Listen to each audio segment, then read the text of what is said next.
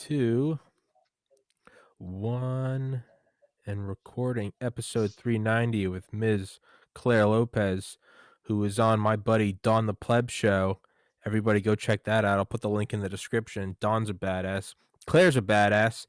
Last week, and for everyone who's wondering who Claire is, we've done a couple episodes now. You can go back and find them because, as Don said, your resume is too impressive to state in less than 5 minutes.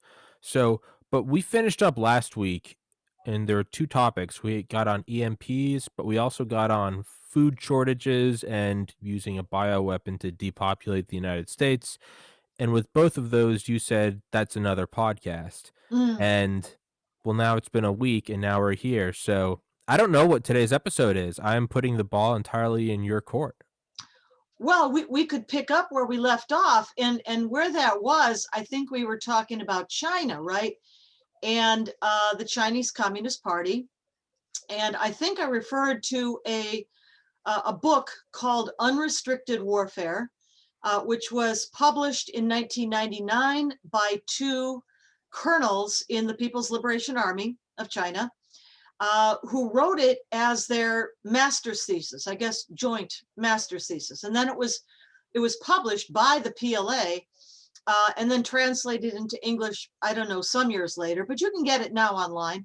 It's available, Unrestricted Warfare. And there is a section in there that makes a list of, I don't know, a couple dozen or more areas of warfare that the Chinese consider to be legitimate, areas for fighting adversaries like us. And among them are things that you would expect, like conventional warfare, maybe nuclear warfare. There's something they call diplomatic warfare. There's network warfare. And they also explicitly say biochemical warfare. It's written out, in black and white in there. And so I think then last time I referred to a column written by my friend Jeff Nyquist at his blog with that name, Jeff Nyquist blog. And it was written, that one, that entry, that blog was written last fall. I'm thinking, if I remember right, it was about October of 2020. And in that blog piece, Jeff wrote about a secret speech. Well, at one time it was secret, of a very senior Chinese Ministry of Defense official, since passed on. I think he died about 2005 or so. So this speech was prior to that. Not quite sure, but around 2002, 2003. His name was Shi Haoxian. And in that speech, he very openly talked about depopulating the North American continent, the United States, using biological warfare. And he very also explicitly talked about the need of the Chinese for Lebensraum.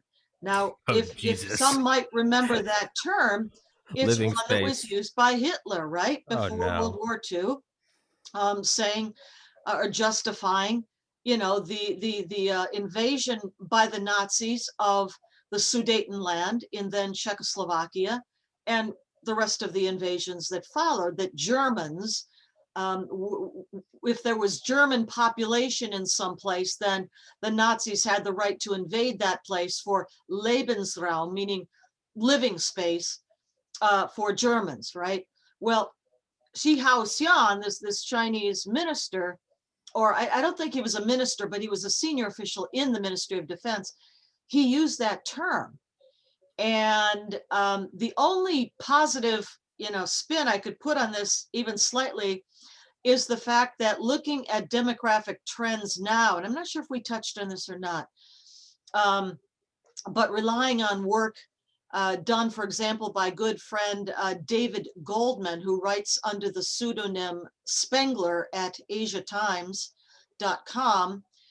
Spengler, after, the German philosopher Oswaldo Spengler, AsiaTimes.com. But he's also sort of come out now, and we all know now that Spengler is David Goldman, but he writes on a number of topics, but China especially, and demographics in China. And he talks about how, due to the one child policy of years past, but also, the abortion and the infanticide of female babies in China over a very long period of time, um, there are something like 30, I think I saw the number like 32 million. I mean, I don't know if that's the right number, but millions and millions of Chinese men who will never find wives or have children and families. So that population decline is going to happen in China, but how soon, nobody can be sure. How long it'll take, decades probably, through the rest of this century, the 21st century. Um, but in the meantime, before that happens, there are all of these wiveless men with no prospects.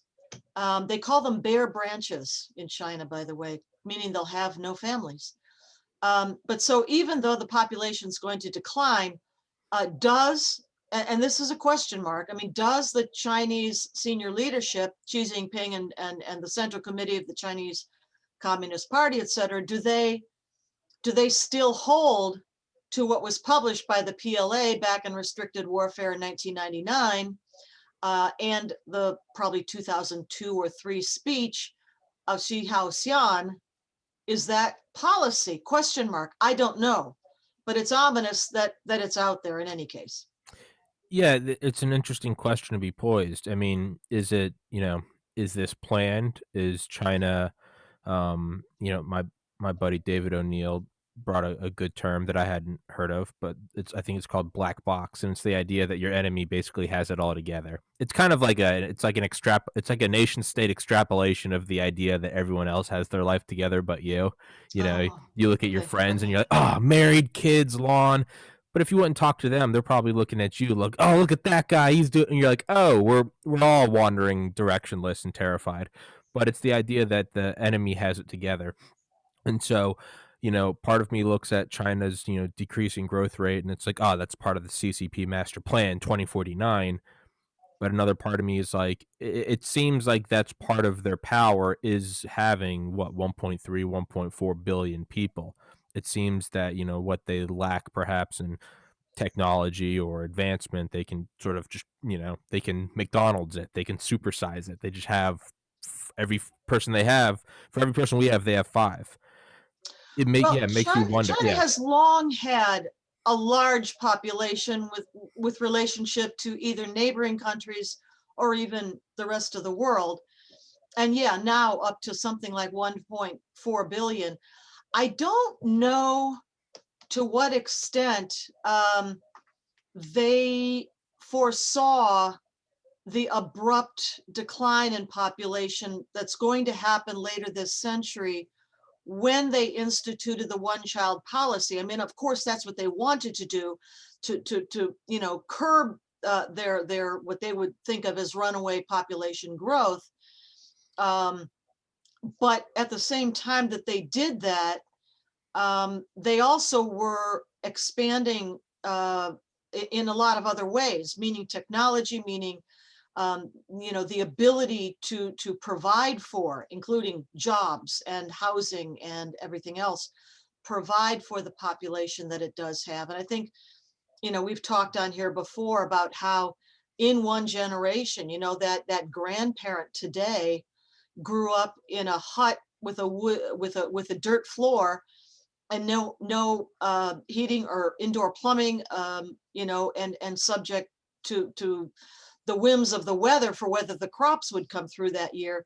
And in that one person's lifetime, they now live in some gleaming high rise in a modern city that's, maybe 10 or 20 years old maximum, with, of course, central heating, central air conditioning, probably Wi-Fi throughout the building, and, obviously electricity and plumbing, right?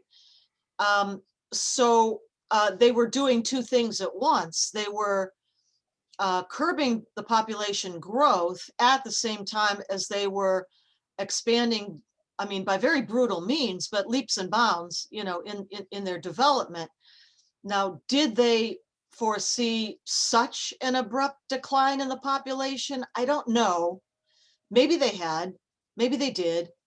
I don't know. But in any case, for the time being, they still have all of these, wiveless young men, um, with no prospects of family life in any case. So that is that's in front of us right now. Hmm. Now, do you think the unrestricted warfare, the use of biochemical warfare and Lebensraum, I can never say that right, living space, um, are we gonna see that in our life now? Is that necessarily because as you touched on last time, you you can't affect it. It's I believe it's what Truman said. It's like the hydrogen bomb has a built-in policy of extermination. It's not, you drop an A bomb on Hiroshima. A lot of people think A bombs and H bombs are the same. An A bomb you drop on Hiroshima, you wipe it out. A hydrogen bomb you drop on Hiroshima, and you kind of make all of Japan unoccupiable. That being said, unless you're going for a genocidal agenda, nuclear weapons aren't the way to go because you irradiate the land, you destroy every structure. Hmm. There's Hmm. really nothing to go settle versus if you want to go take everything. It's not like as a corporation you want to do a hostile takeover. You don't want a Yeah, nuclear place. They've got a lot of goods. So right. what you touched on last time was, and that's why you would use something like biochemical warfare. It's the same reason you don't take a flamethrower to your house when you have ants, you just fumigate it. Hmm. Now, are we going to see that? This is obviously all hypothetical, but could we see just if we have all of these bare branch men and we have in unrestricted warfare, and then we touched on you can't use irradiation, do you think we could see China expand to India or to any surrounding areas and find Well, spouses for their people and I mean, expand their land? It's all speculation, but the lands, the countries on around China's periphery, uh, certainly to the south, including India, are themselves pretty well populated yeah, places, right? India's number 2, yeah. Now, the one place that is not thickly populated would be to the north, and that's Siberia, Mhm, which has tons of resources, mhm. minerals, lots of oil, and other things, timber, fur. Um, Now, would China be inclined to expand their very inhospitable climate? As a matter of fact, that's what I wrote my master's thesis on. Um, Really? the economic possibilities or development of Siberia. I Well, was that's writing it from a Russian perspective, but if the Chinese are looking at that, and of course, the Russian population itself is declining. It's in a demographic death spiral, pretty much, despite the best efforts of Putin, Vladimir Putin, the president of Russia, to incentivize families and children and so forth. Um, they're just not doing it. And in any case, the population that Russia does have is mostly concentrated west of the Urals and not out in the frozen tundra of Siberia. So is that a place that China would consider expanding into, perhaps for exploitation? But I don't see necessarily, a population shift to Siberia just because it is so inhospitable in terms of climate, but not to the south. No, because those places, India, as you say, number two in population in the world, and then you come around to, all of the other Southeast Asian countries, Malaysia, and Indonesia, and Thailand, and Burma, and Cambodia, and so forth, and they too are pretty well populated, fertile.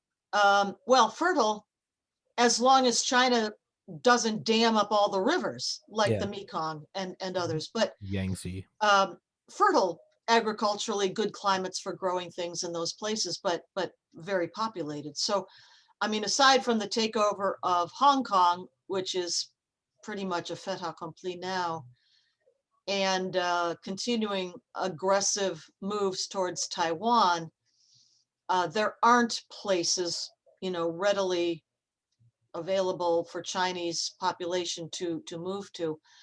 But the question remains that are they still looking at the North American continent?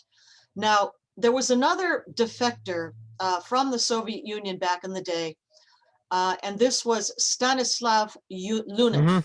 Mhm. And Stanislav Lunev, in a way, also like Anatoly Golitsyn, um, talked about the alliance between Soviet Union, Russia, and China, and that they together were planning this takedown of the United States, and expansion into our lands, and that would include Canada, North America, Canada, U.S., not Mexico. And both of those defectors from the Soviet Union talked about that. Is that still the plan? I don't know. Mhm. Yeah, a lot of threads to touch on right there. I was gonna say, first I couldn't help but smile, and it's like, is China gonna go into Siberia? And it's like, are we gonna see a hat trick of nations trying to go into Russia, and then the inevitable winter comes? Is the meme gonna keep reproducing itself? Napoleon, Operation Barbarossa, are we gonna see it a third time? But Well, it or they just go into Siberia to expropriate the natural resources, not sure. not to grab living space per se. I mean, unless some kind of entirely new technology makes life there more hospitable. But a natural resource grab, sure, I could see that easy. Well, I mean, mini nuclear reactor. I mean, that's enough to you can run anything for a while. You just go get little outposts. Not that I know anything about that, but with India, you're right. The number two population, but we did see India Chinese or Indian Chinese clashes in Mhm. 2020, did we not? Yeah, yeah, a number of them, some, very primitive, by the way, oddly not fought with modern day weapons, rifles or RPGs or mortars or anything like that, but with clubs and Wait, rocks. wait, I mean, really? absolutely primitive fighting up along the India-China border in the Himalayas, up in the mountains. Um, and the Indians, they defended themselves. They acquitted themselves very well. I didn't know it Um, was. I didn't they're know it not was. they're not they're not going to be pushed around. Do you see? Okay, I didn't know that. I had no idea. That's unique. Um, One thing that's kind of been on my mind, so we have Hong Kong, we have Taiwan, we have the South China Sea. Um, do you see was it, my buddy David O'Neill keeps bringing up Thucydides' trap? Are we destined for war with China? And furthermore, with China having 30% of the world's rare earth metals, but 90% of the world's trade with and those are utilized in Well, electronics, are they the new Middle East of resources we need? not to the Thucydides trap, not necessarily. That, by the way, for your viewers, posits that in a competition between a rising power and an established power, it's almost, if not inevitable, that there will be warfare.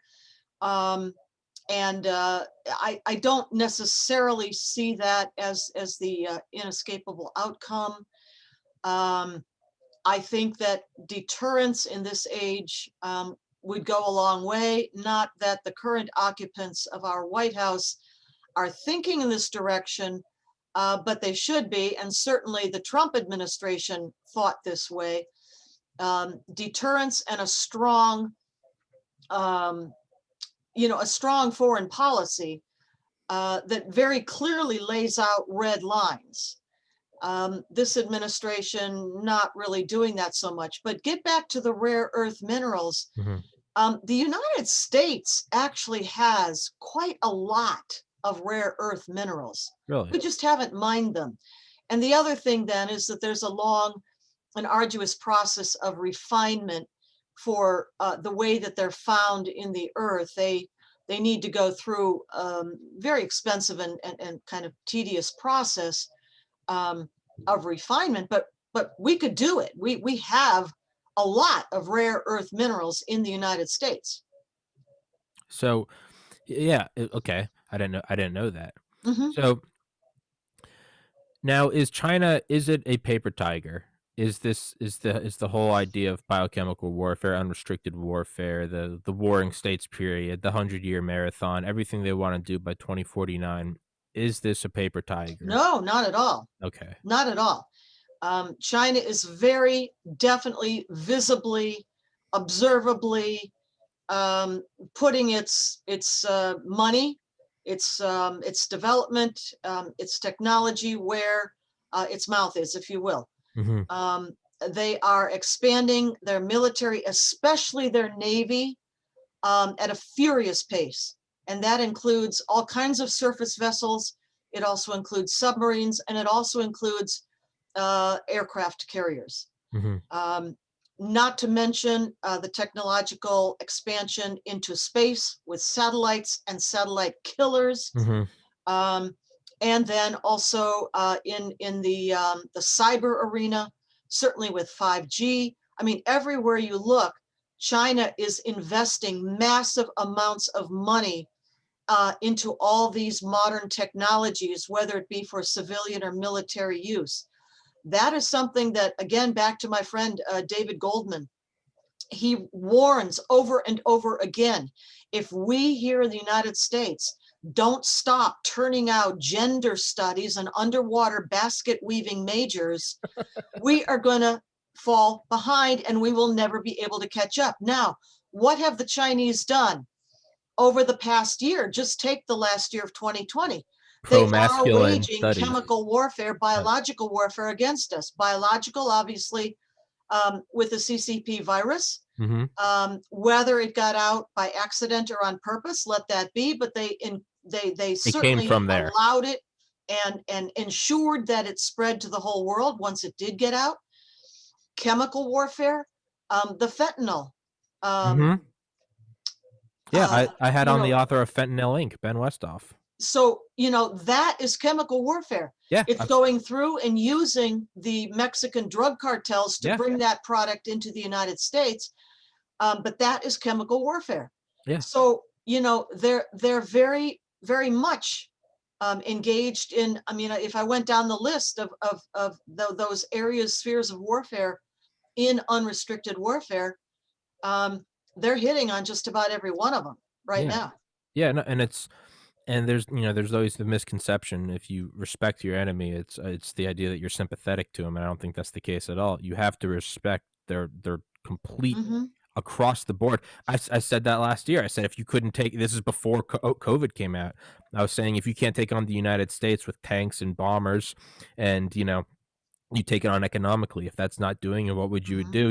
You'd flood the country with a highly addictive, super cheap, super small dose, highly lethal substance like fentanyl. I mean, we see it with the opium wars. Why wouldn't you do that? Flood the border with opium, flood it with COVID, and it happens as soon as Trump goes with a tariff war against them or a trade war against them. And it's also ironically with COVID, is the same time everything about all the cameras turned off. Not, I mean, metaphorically, all turned off in Hong Kong. It's an overarching, it's an anaconda wrapping around the world, and it is tightening more and more and more. And to one thing I've been thinking of a lot is reading about the China programs that I don't know if they're recent or if we're just hearing about them recently, but they've come into my consciousness in the last week or two, is their massive program to start increasing masculinity in boys, whether Oh, through chemicals or whether just through. I mean, again, something I completely respect. It's like if you go back and look at black and white films from like the 50s, it's like boys at PE and they're learning like hand to hand combat. They're learning how to scale and they're shooting like at school. And now it's at, for instance, Planet Fitness, their videos online. If you grunt, a chirping alarm goes off, like a fire alarm, and it's to bring awareness to everyone in the gym that there's someone showing toxic masculinity. good grief.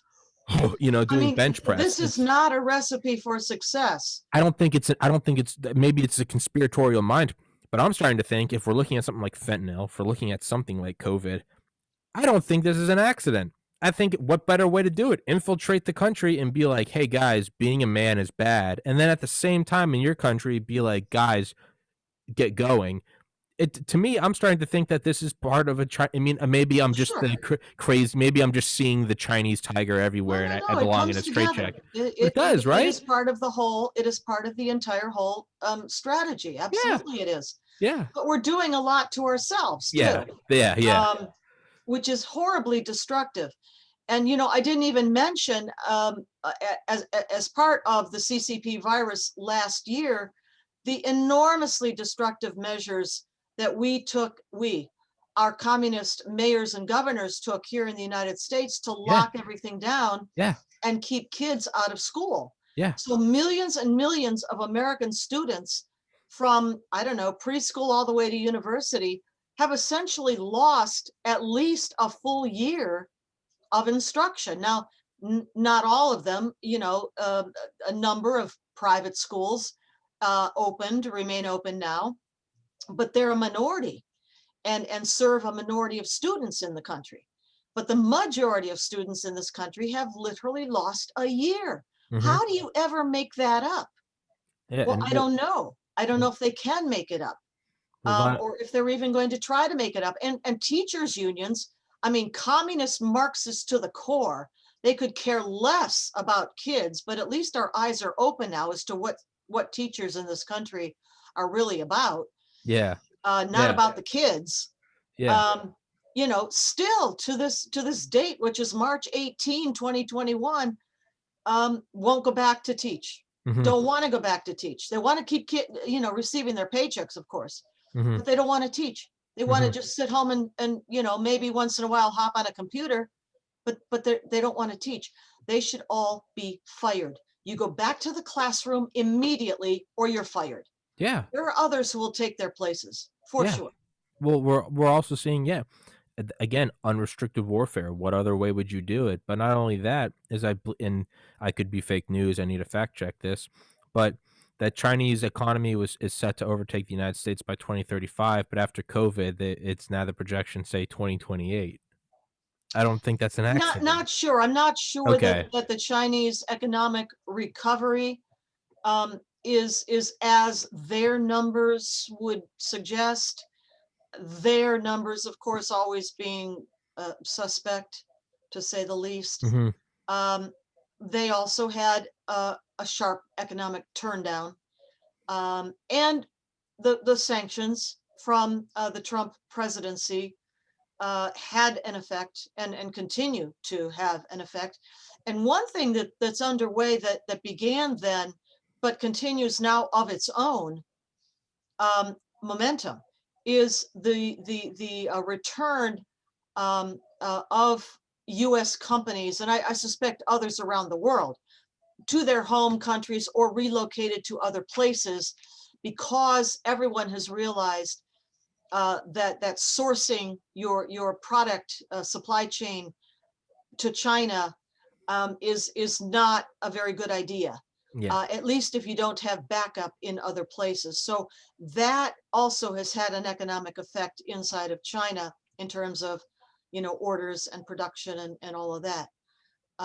So yeah, not quite sure about the Chinese economy right now, but I'm not sure that they're on track either. Okay.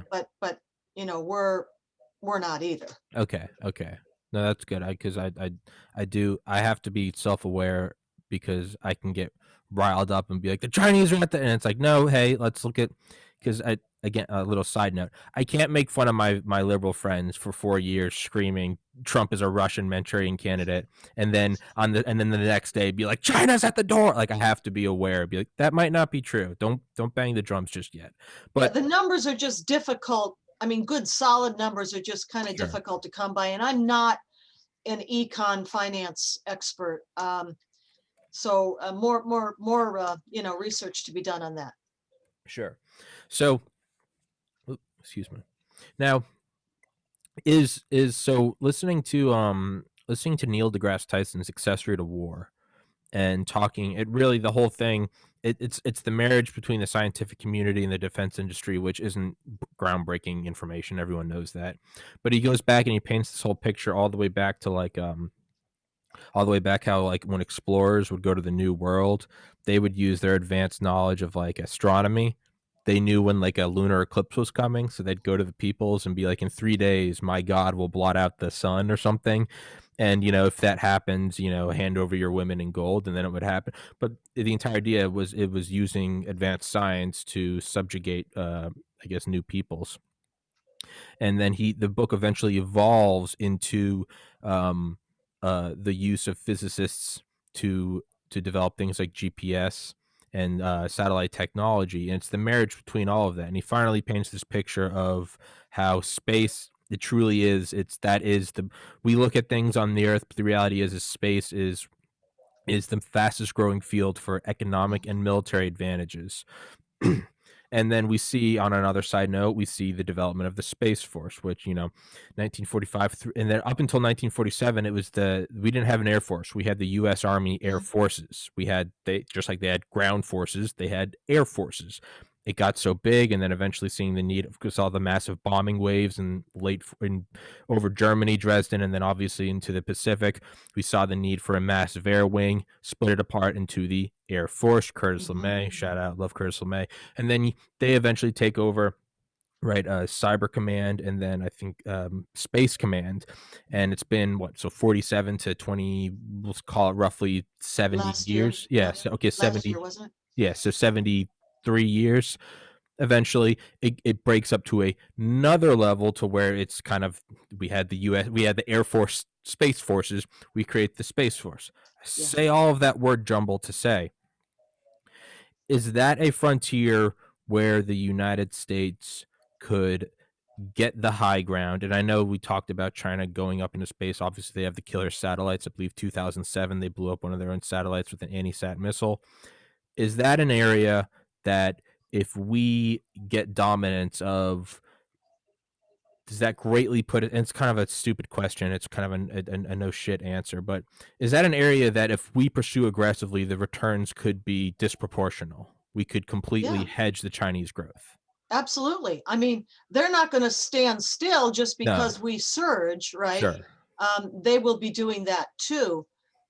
But absolutely, I mean, what President Trump did last year, 2020, with the establishment of the Space Command, Yeah. um, was incredibly important. And obviously, they will grow and expand now. But that is the new frontier, and everything that happens, here on Earth can and will in some way be subject to or dependent on what goes on in space. They And can. dominance of space will be incredibly important for the defense of the United States. Yes. FYI, when I pull my phone out, I'm making a note. I'm not texting. I don't Okay. want anything to That's being okay. disres. I hate every once in a while I have a guest on and I can see him looking off screen at their phone and I'm like, dude, don't waste my time. But yeah, it seems like that's the overarching ground where, if we can expand into that, and again, this is in my incredibly limited 30-year-old biology degree mind. I don't have, I'm not a military tactician, but it seems like that is the ultimate high ground that Hmm. perhaps, and it's, when I say this, I say it very relatively and generally, it seems like the rest of China's moves may not be as dangerous if we can take that new. Russia's massive tank columns after World War II weren't as big as a threat as they were prior to July 16th, 1945, because now we had tactical A bombs. It all of a sudden it offsets it until, of Hmm. course, 49, Russia develops Joe 1, and next thing we know, we're right back at it. It seems like if we can get a viable hand in space or a definitive edge, perhaps not to, it's not to scoff at COVID or fentanyl or economic warfare or the Belt and Road Initiative or their Lebensraum, maybe going to Siberia, South China Sea, their fake islands, their massive navy. I think they're on track to have more nuclear submarines than us.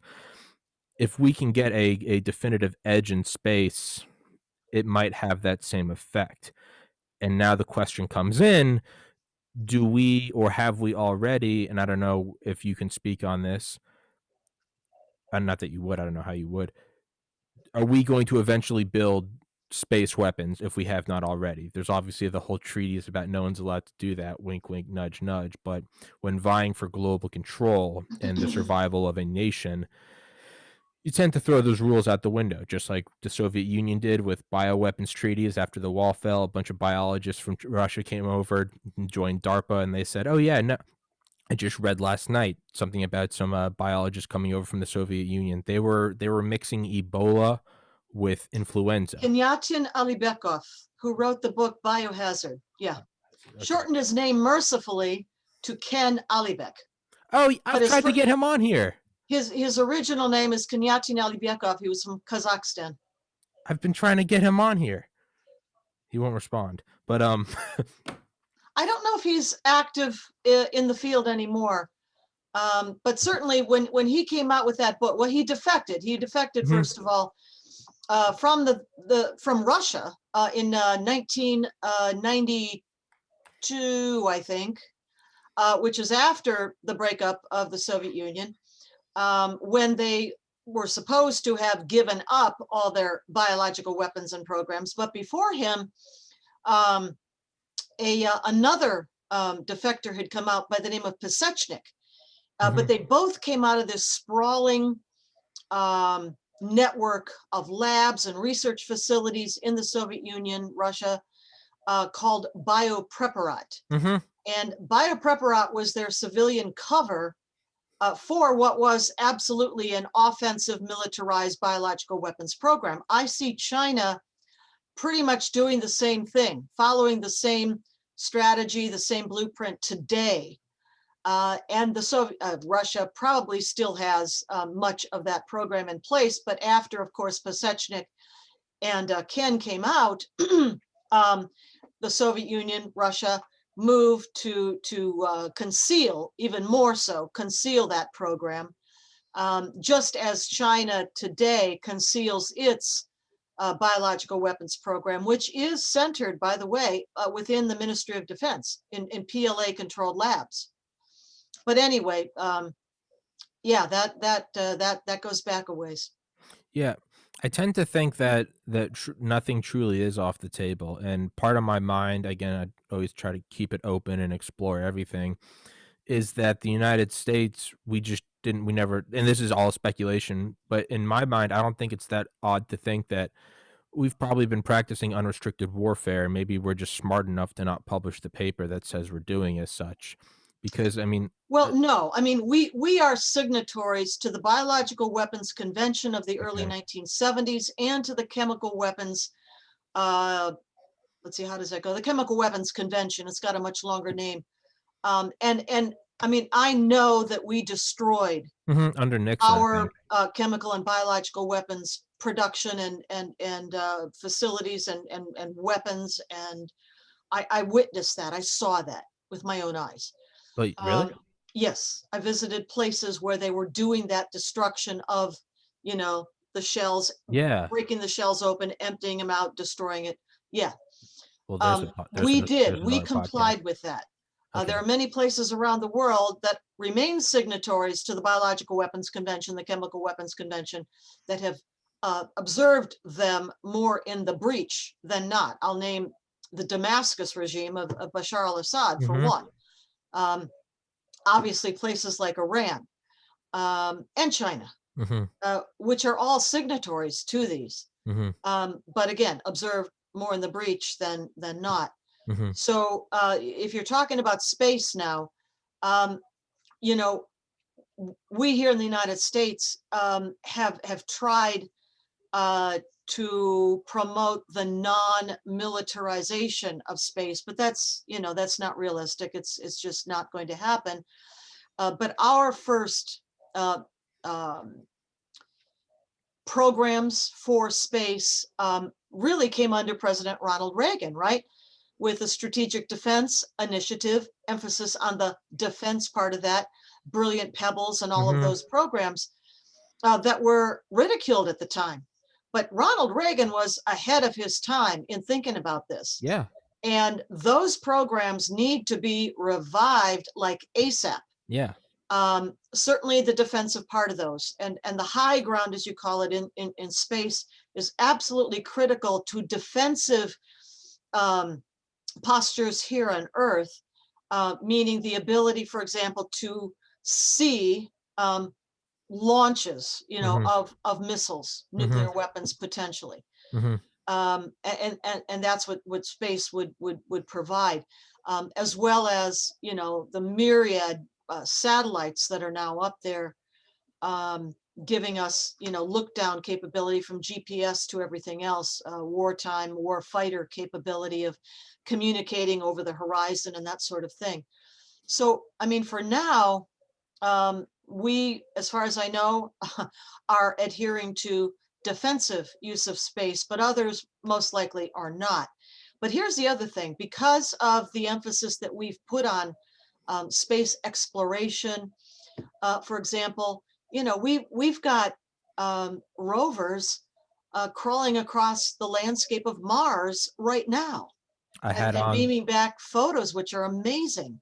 I had on the head Um, of NASA's JPL. yeah, just incredible. So um, because of the innovative um, capabilities of the United States, and the encouragement of innovation, which is not the same thing as a centralized government authority, program handed down to your military. You will go do this and this and this, and don't Mhm. you dare deviate. That's a whole nother mindset where I think our our philosophy, the way that we encourage innovation and out of the box thinking, I think that still gives us here in the United States an edge over regimes like China's. And I always do. I mean, I understand that I'm an archetype, not an archetype. I'm a trope, a caricature of the conservative, and I'm always bad socialism, communism. Hey, I get that. I'm aware of it. I mean, I know, but like I also look at it from like a tactical standpoint, or I look at it from my education as a finally I can use it. My biology degree I got in a medical and pharmacy school. I'd like to think I have a head on my shoulders. Natural selection and genetic evolution.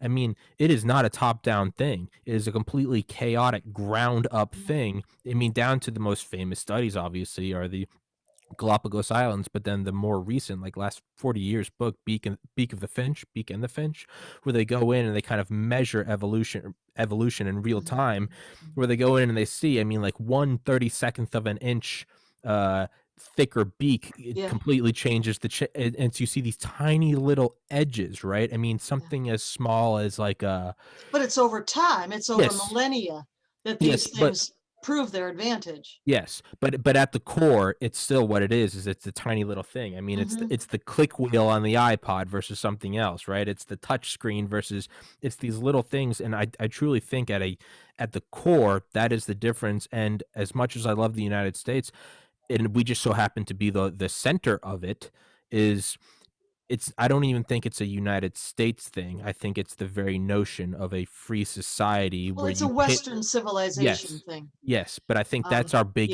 that's our biggest weapon is our ability to compete against each other, and if you get the better one, you can buy the Lamborghini in the pool in the backyard, but that is ultimately what leads to bigger and better things. People defect to the I mean, if you really wanna I used the analogy the other day with my friend, when there were like parties in college. I remember when I was looking at all the fraternities when I was a dumb freshman.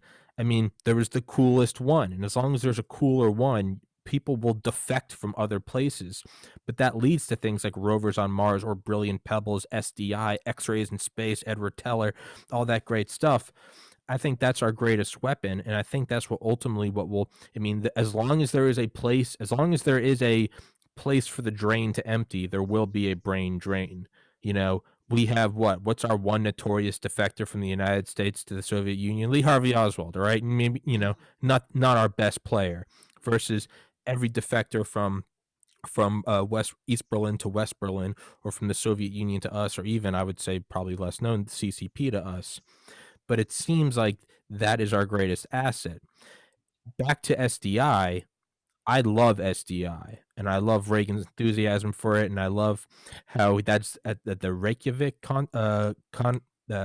meeting with, I think it was Gorbachev, where Yes. they got really close to doing no nuclear weapons. They were kind if you actually read the transcript, it actually kind of sounds like something out of like a movie. They're like, why don't we just do no nuclear weapons? And we could do it. We could do it right now. And finally Gorbachev is like, yes, and no SDI. And Reagan's like, no, we want SDI. Yeah. But Yeah. yeah, but the way he explains it, and I love his explanation of it, and I think it's in Dead Hand. The author goes into it, but Reagan uses it as a gas mask. He calls it like the nuclear gas mask. And he's like, if we can develop a nuclear gas mask, it won't matter. There will be no purpose to building nuclear Hmm. weapons. And then we Hmm. can share that technology with everyone. I agree with you. I think he was light years ahead, and I hope it comes back. I hope it's been back for a while. Sorry, I know I just went on a No, no, no. ramble. You make good points, and I agree. um, but you can I keep you for another 12 minutes? Is that okay? Okay, let's do Okay, it. okay, yeah, yeah. Right. I'm weird. I like to go on exact on moments. But with SDS, so I think back to that, right? It's and we did destroy chemical weapons. Annie Jacobson talks about that a lot in her book Operation Paperclip, and obviously lesser known, we brought back scientists from Unit 731 in Japan, all of their chemical guys, whereas the Germans were the rocket scientists, but also chemical. Point is, with the X-37B, the thing that looks like a mini space shuttle that I believe we launched in the late 2000s, and it's gone on consecutive, I guess, sorties for longer and longer flights, breaking records. I think its best one to date was something like 6 or 700 days in orbit, and it can change orbits, and it is rumored to have the ability to tamper with satellites and go up there and I would imagine open up and sort of surgically mess with them. Is that Was that the beginning of the Space Force, and have we weaponized space? If we can go up and kind of act as surgeons on satellites, man, we could also go up and deploy kinetic warheads or, I mean, unfortunately, that's inevitably where things will go, simply because that's what America's adversaries are doing. China, Mhm. Russia will. But I'll tell you what really catches my attention, and I don't know, really is encouraging, and a testament to the American spirit. And that's a guy like Elon Musk, right? Yeah. Totally a private, enterprise kind of a guy. He's not the U.S. government, but look what he's doing. He is developing, a space capability, launch capability, certainly, to put satellites into orbit.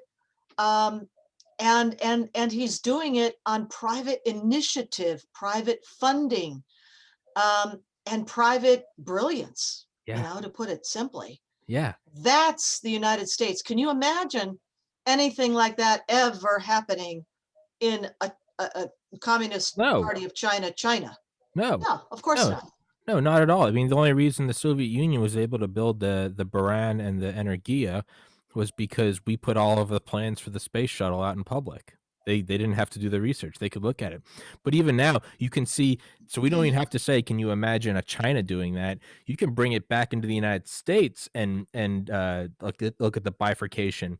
We have NASA SLS, right, the Space Launch System, Mhm. which is years behind budget and billions of dollars Over over budget, oh, right? sorry, over Behind budget, years behind schedule, excuse me. schedule, Yeah. over budget. Yeah, Yeah. brain fart. And then we look at Elon landing rockets and bringing down the pound per kilogram or the dollar per kilogram Mhm. cost down with Starlink, right? That's going to become, if it's not already, a decentralized internet around the world. Amazing. If that Yeah. you can just look at what private does with that, but not only that, so you could then say, well, I know because he's talked about it. Elon Musk is in bed with the NRO and with other and national geospatial agencies because he can put things up for cheaper and clearly, and he can put up a ring of however many thousands of satellites. I think that then this is my conspiratorial mind. I don't think the Space Force was necessarily created so much as declassified in the last couple years. And again, that's my tinfoil hat theory.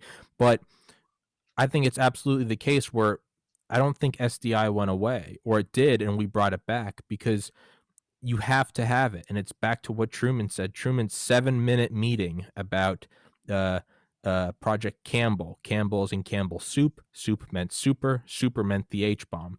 7-minute meeting when he went in there with the scientists and he said, when will the Soviets be able to do it and will they be able to do it? And they said, we think within 3 to 4 years. And he said, all right, we'll get to it. All the other scientists, Fermi, they called the H bomb an evil thing. But Truman's logic was he didn't think it was any less evil. But if they can do it, we're going to be shit out of luck if they do it and we don't. So we have to, right? You can only be as good as the world lets you to be. I think that's the case with space warfare. I think that's what the X-37B is. I think that's what Space Force is. I would imagine there's some sort of, marriage with Elon Musk. I think that we probably have a functional SDI to an extent, because if we don't do that, someone else is, and it's going to be China. I know I'm going way off into the weeds now, but No, I think you're right, and I'm very glad to see the establishment of the Space Command last year. I'm sure it was in development or on its way for a long time before that. That was the formalization of its establishment. Um, but that will carry us through this century and into the next. hmm Yes. hmm um, and then I have for two future podcasts, I would like to talk to you about your thesis. I think that would Uh, be a badass a long episode. time ago. Well, I mean, you can pull some facts out. I don't care. Um, but also, would you be able to do an episode on SDI? Because I am obsessed with it, but I can't find like a good book on it, and so I'm just scattered. I'll do my best. It's not my area of expertise, but I'll point you in the direction of Ambassador Hank Cooper.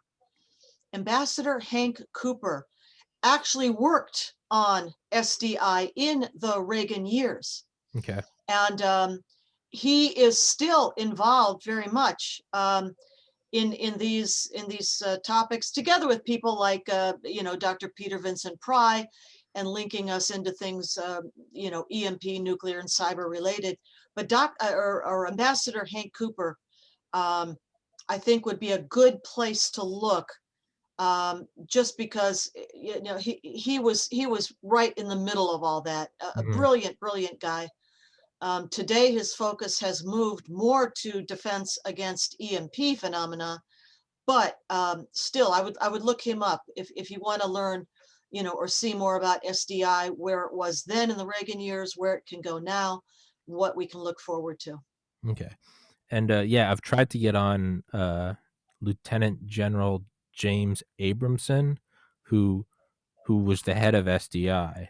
I think he's like 90 now, but apparently he still acts. He still works on I think on a I think he's on a board of directors for like a defense contractor. I've been trying to get in touch with him for a year, but I can't get in Hmm. touch with him. But all the videos I watch on him, it's him. It's like 60 minutes, but it's in like the 80s and 90s. He's the guy. He's the guy talking about brilliant pebbles and projectiles and garages of missiles and directed energy weapons and everything, hitting a bullet with a bullet.